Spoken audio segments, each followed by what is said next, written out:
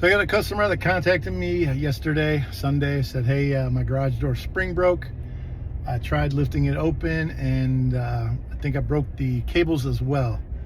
So we're gonna go check it out here in Lebanon, Tennessee and see what we can do for him. Stay tuned. Right, it looks like we got a broken spring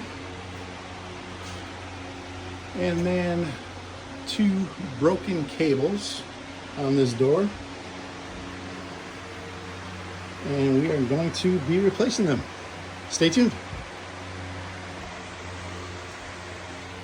New spring installed, new cables.